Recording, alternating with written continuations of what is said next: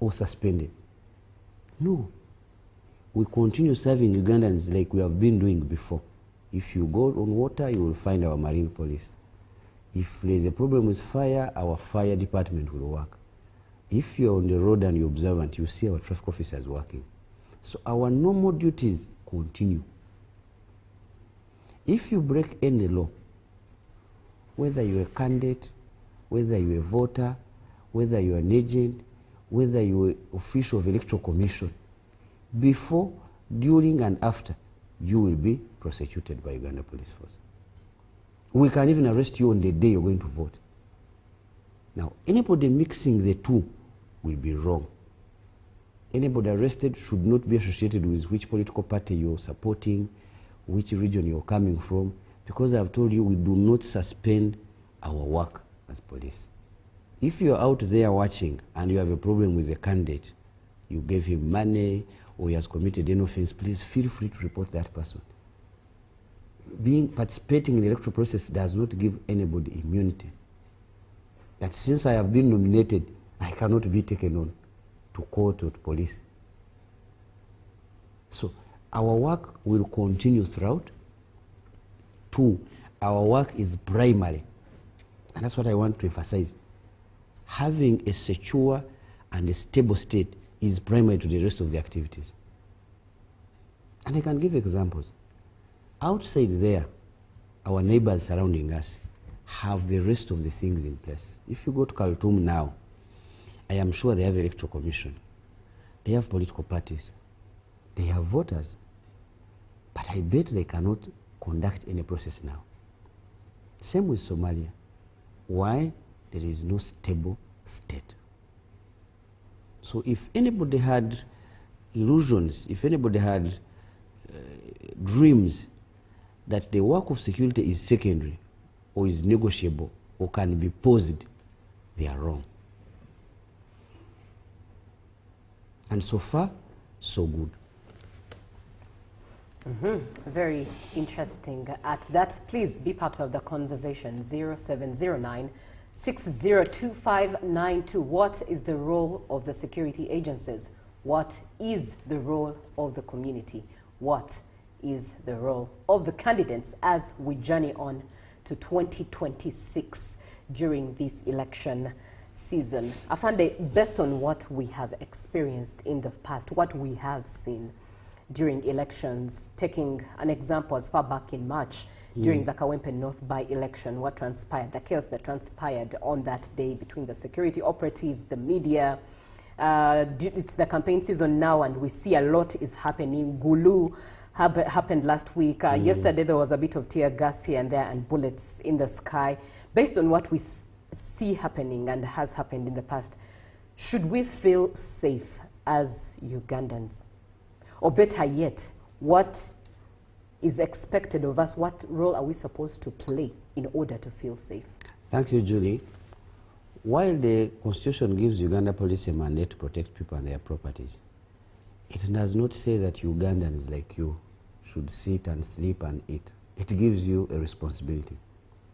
And that's why I want to call upon Ugandans to exercise their mandate also. If you read Article 17F of the Constitution, it says the rest of you, the civilized population, must support security agencies in securing the country. So you have a duty. That's number one. Number two, we must understand our roles and our tasks. If you're a candidate, where do you start and end? If you're a voter or an agent, what is your task in this?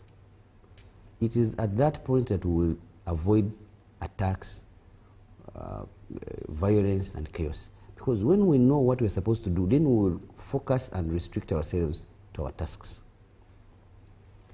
Number three is that I can tell you, if you compare 2021 and now, we are doing well. We are doing well. There are few issues here and there, and those are expected because you're dealing with human beings.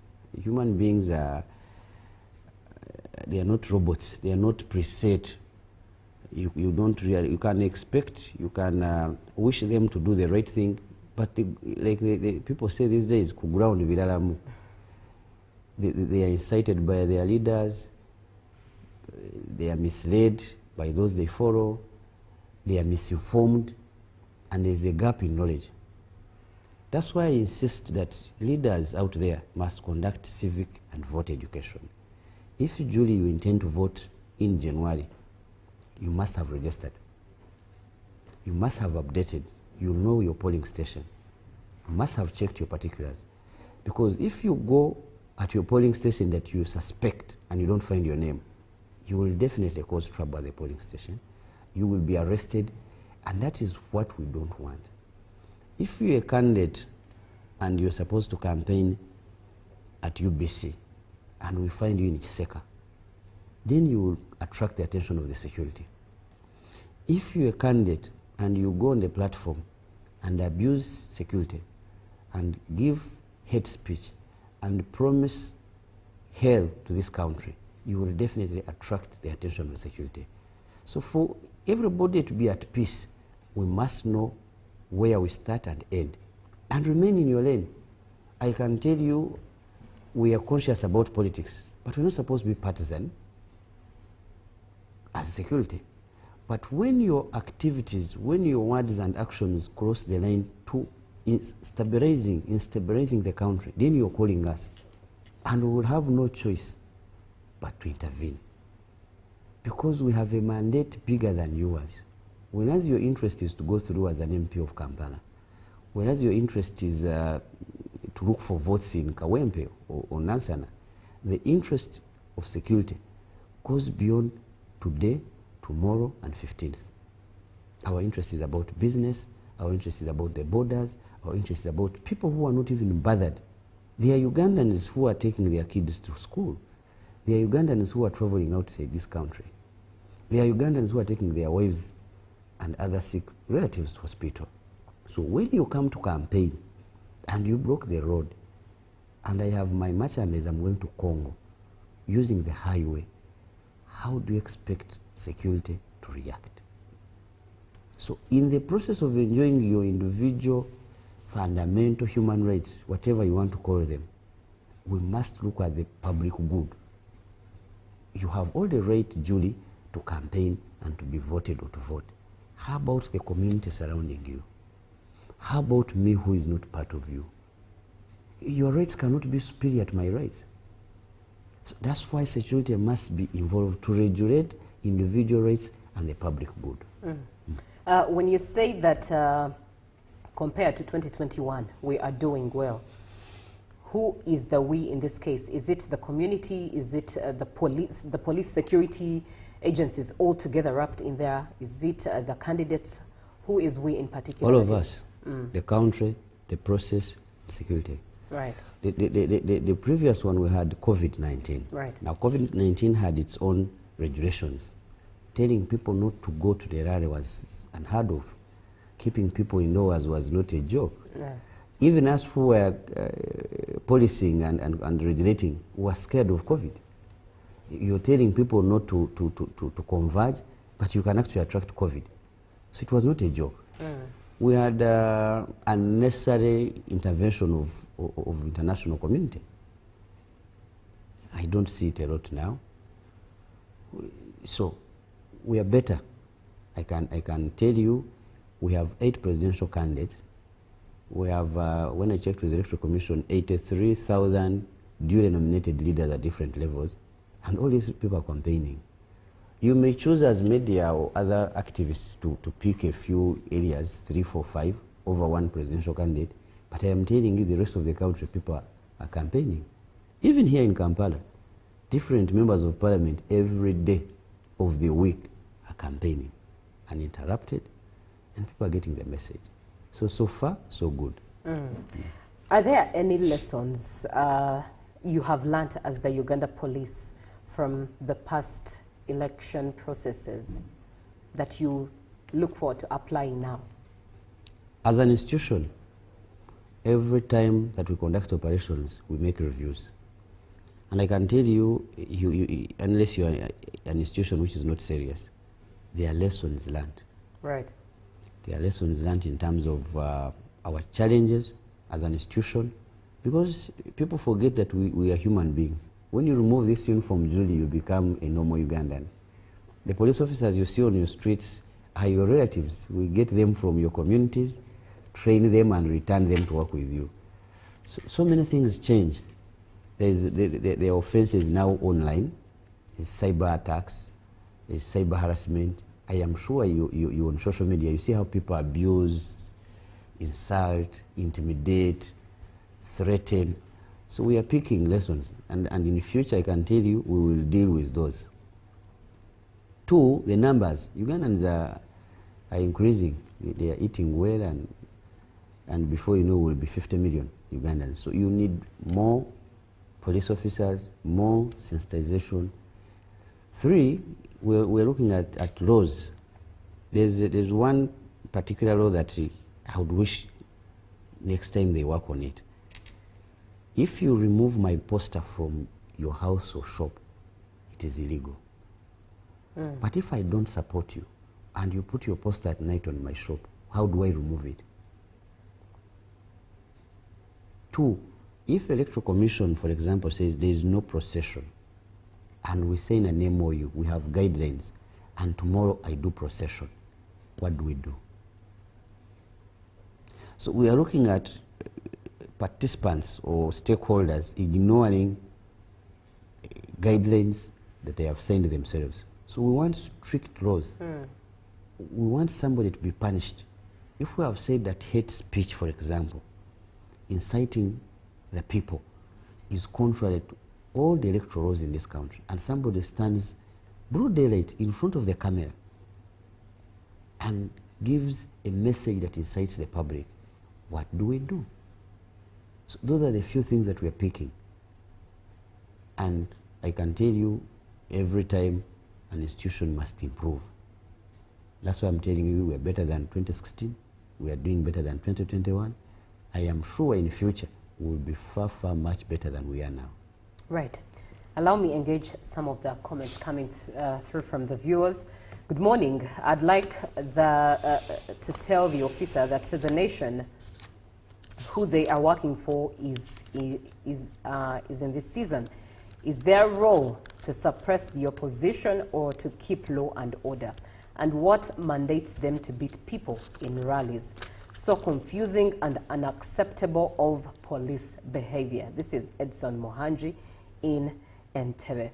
Another one comes through. Good morning, Uganda. I commend the work of the Uganda police and other security agencies in protecting the lives and property of ordinary citizens.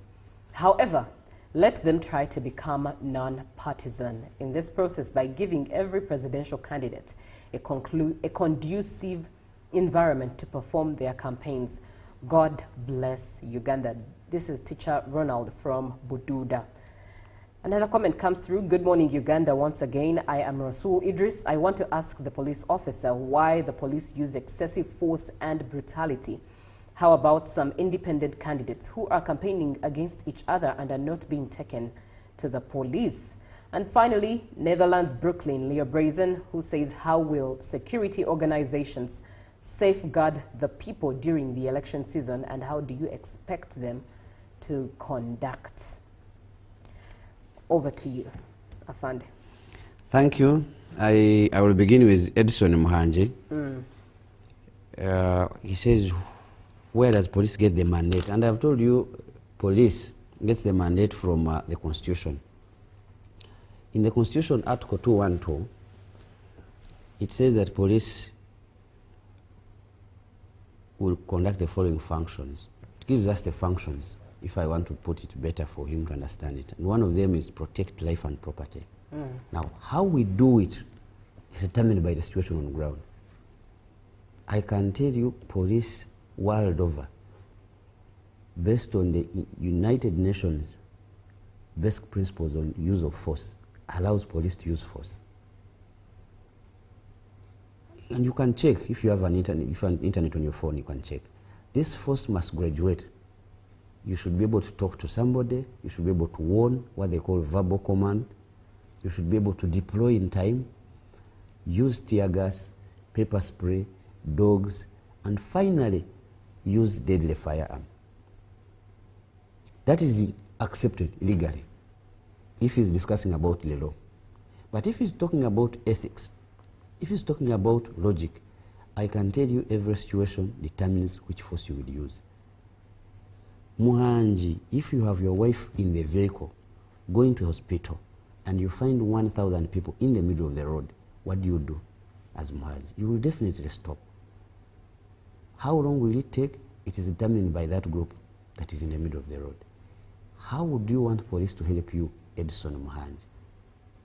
We will definitely clear the road. How do you clear a road of a group that has consistently, broad daylight, on TV, calling themselves rebels? Tuli bayekera. Maje, foot soldiers. Tuli mu struggle. Unless you're dreaming. These words may seem slogans, but me and you do not know the intentions. And we are mature. We saw Kenyans blocking the airport. We saw them turning their parliament into a kitchen, burning it. We saw very many officials in Tanzania losing their property. So we cannot test this. We cannot say, let's see how long they will be in the middle of the road. Let us see how many they will be by the end of the day. That is not how security works. 3, we are informed by intelligence. All our operations are intelligence-led. I can tell you, we are not out of our senses. We are not very stupid. Some people think that we are mercenaries. We are brought from Kenya to come and work. No. We have a stake in this country. Whatever affects Uganda affects us equally. But the difference is that we have a mandate bigger than what Edson has. Whereas Edson is interested in his family and his political party and his values and what he believes in, I am responsible for Edson. NUP, NRM, FDC, rich, poor, educated, traders, students must all be protected. And we're not going to have a time to sit all of them and say, what do you want? By the way, there is also a misleading perception, very wrong, that Ugandans are interested in this violence. The biggest number of Ugandans are peaceful. So we cannot allow a few sections of Ugandans here and there to represent or give a picture of everybody here. That's why we are given a mandate. All your powers, otherwise Julie would be protecting yourself, you would be having a gun and doing your things. But the Constitution gets your power, gives it to me to protect you.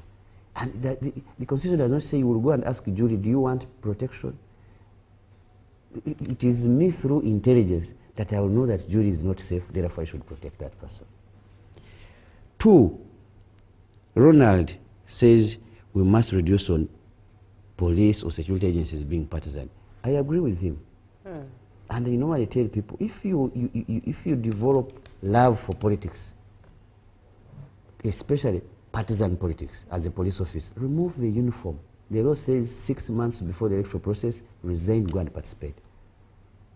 If you want to participate in FDC, NUP and NRM as a police officer, give us our uniform, go and participate. But I can tell you, it is also not true that security officers should not be political. Do you know that we vote, Julie? So we vote trees or buildings? People. That means we must be conscious. We must be informed before we make choices. So I am not saying police officers, please don't listen to politicians, don't make decisions, don't vote. I am saying don't be partisan. I don't want to see a police officer putting on yellow, red, green, and you on a kadala putting your hand up, protest vote, ensonga yoweri, because you are for everybody at the end of the day. Right. The 3rd one, it says, why do you use excessive force? Who defines it? I can tell you, if I slapped you, Julie, you will call it excessive force. But if you slapped me, it would not be. So the law guides us on how to use force, how to graduate force. At what point do you move away from command, verbal command, to pepper spray? At what point do you use tear gas? If you're controlling a crowd of 1,000 people who are shouting on top of their voice, I want this gentleman to tell me how you disperse them. Would you give up and go back to your barracks and say, I don't want to use excessive force? Excessive force as defined by who? Right. There is a comment that is leading. The last one said, how will you safeguard us? Right, yes. I have told you we are paid not to do any other work. From Monday to Sunday, from 1st to 31st of any month, our work is to protect life and property. And I want to tell the viewers that anybody who feels that Uganda, which has protected and brought peace to the rest of the region, that has stabilized Somalia, has stabilized Congo, has stabilized South Sudan, can fail to protect its own people here in Kampala, is a big joker. Anybody who undermines our capabilities to protect Ugandans, I invite that person to test us. We are going to protect Ugandans before, during, and after. We've done it before. I can tell you, Julie, we've exported peace to other countries. Somebody would be out of his mind to feel that we will fail to do it here. Right. There's a comment that comes through, and it actually leads me to my next question. Andy here from Tororo says, police, you are biased in your role. And it brings me to the question, how is the Uganda police planning to rebuild trust in the midst of the public during this season? I respect his opinion. And I can tell you his opinion is not based on any statistics or fact. But I still respect it. Two, I have told you police officers are not angels. The most perfect product is something that you make in the factory. A robot, a machine. These are human beings. If any member of security force sounds, appears, or acts biased, that is wrong. We definitely condemn that. Because I've told you, when we open our police stations, we expect everybody to come. You're supposed to serve everybody. Right. So when you act or show biasness, then who are you? You're for who? Allow me to interject. As an institution, I can tell you we are conducting trainings. We are conducting refresher courses. Because I'm telling you, we're dealing with people. We have laws. We have courts at units, disciplinary courts. We have a body called Professional Standards Unit. We have a Directorate of Legal and Human Rights Directorate in police. These are systems to address all this.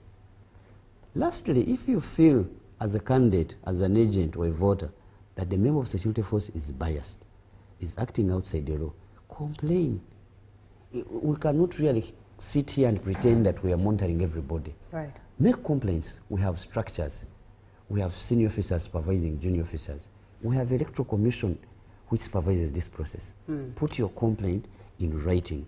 Officer A, Office B, Unit A is going against A, B, C, D. And that should be handled without you banning a town, without you threatening people on social media, without you embarrassing yourself, without you calling for a Nepal or a Madagascar or a Tanzania to come here.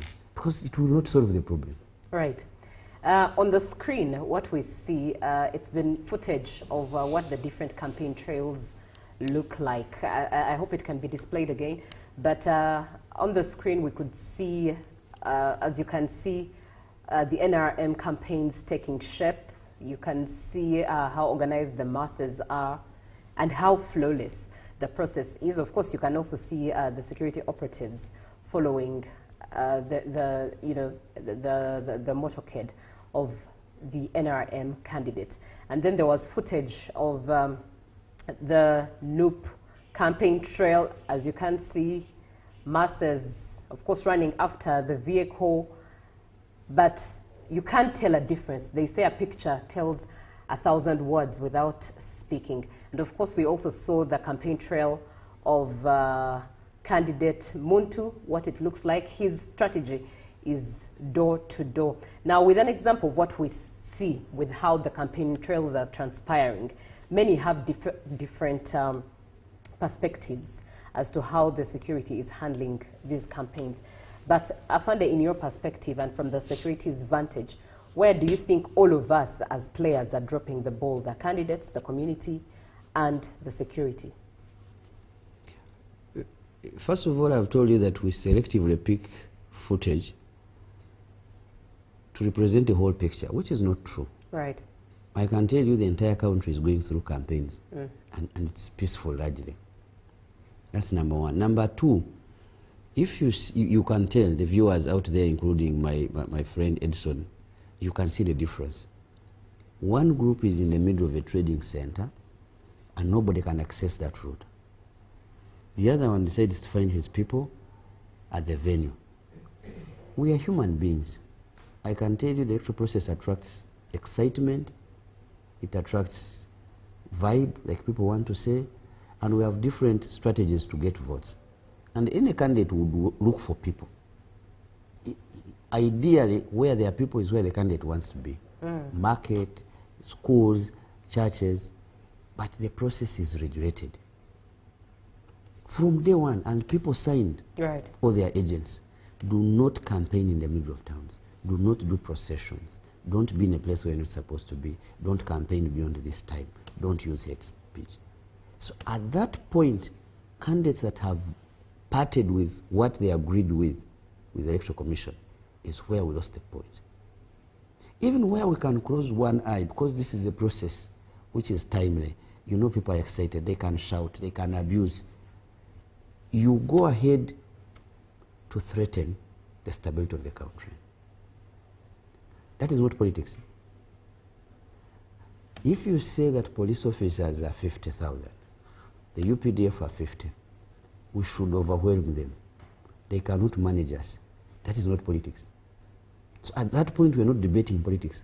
You have crossed peace, stability of this country. And we will have no apology. We don't even need permission to cross and put you to order.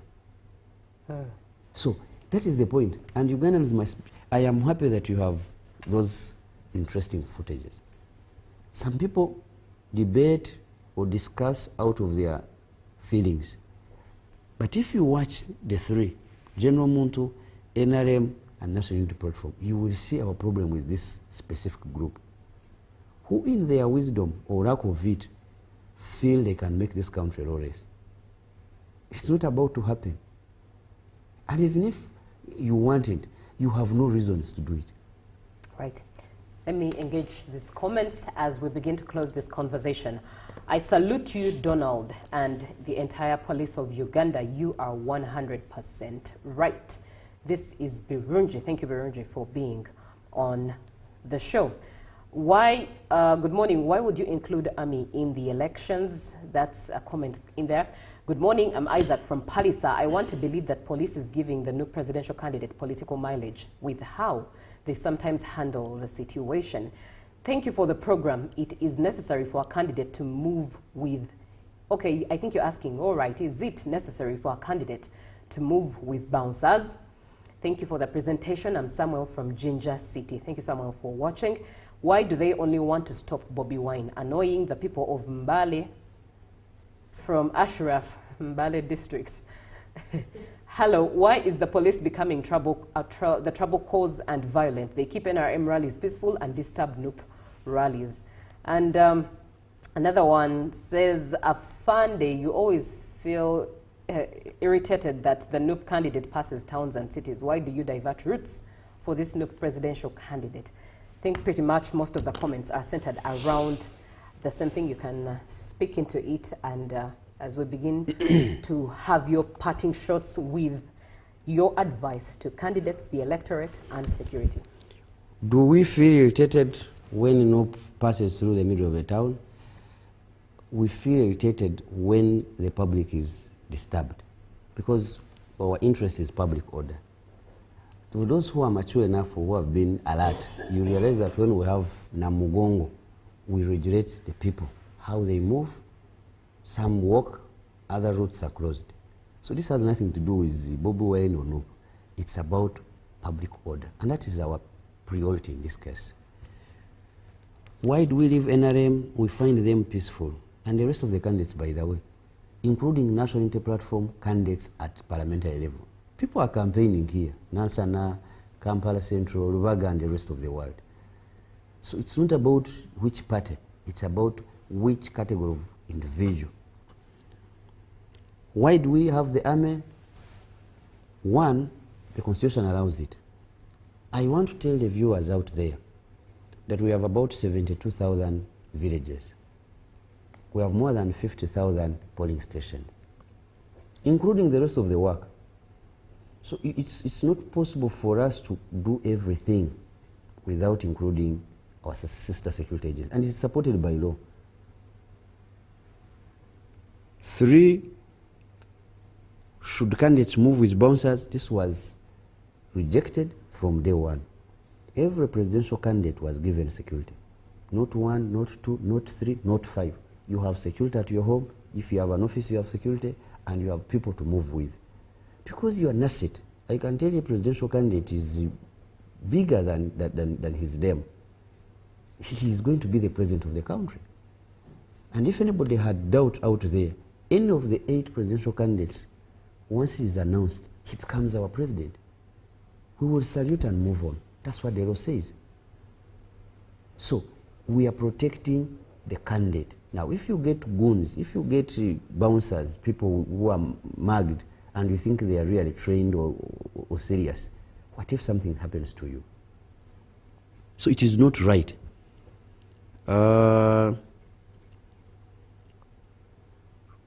Which other comment did I leave behind? Anyway, the biggest story is that every person has a right to enjoy, to participate, to have his freedoms. But at the end of the day, you're not staying alone. You have Julie, you have a school, you have traders, you have borders, you have a market. These people's rights are not inferior to your rights. Now, there must be somebody responsible for regulating what you're doing. And I can tell you some of these rights are not absolute, that you cannot touch my rights. No, we can actually regulate your rights. Right. You are free to undress, but you cannot get naked, Julie, get to Kampala on the street and say it's my right. We will remove you from the street and put you somewhere. Lastly, Uganda is here to stay. Uganda is bigger than all of us. If anybody is using you for a short term, because I call this short term, right, most of these people will reunite after. Desist and reject those people. When you're finally arrested, you will be taken as Julie, not as a member of National Unity Platform, not as a coordinator of NRM, not as a supporter of FDC. You will be picked as an individual, and you will appear and you will answer for your charges. As an institution, I have told you we come from you. Mumutuzala. People think that I have seen on social media calling us Banyarwanda. Some jokers out there with their data and phone, they think they own this country. We are interested in a peaceful, secure, and stable Uganda. Right. And we will do what it takes within the law to maintain this stability. Right. Thank you very much. That is SSP Donald Muhwezi, Kampala Metropolitan Police, with whom we've been speaking and having this conversation on the role of the security, the role of the community, and the role of the candidates. Thank you, police, for protecting Ugandans. This is Ice Mark. And Jen says, police is doing its role, so me, I'm not complaining. All right, thank you so much for being on the show. Up next is JMU Sports with Ruben. Good morning.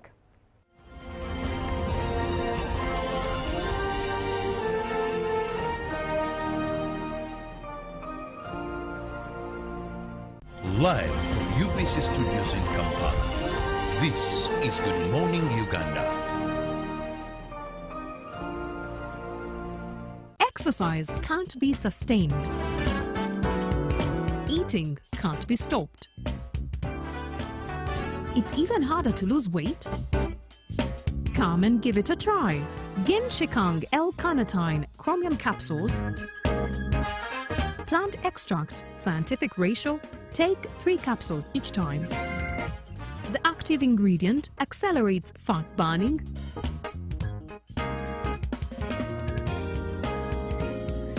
eat twice a day, don't take a detour. Weight loss starts now.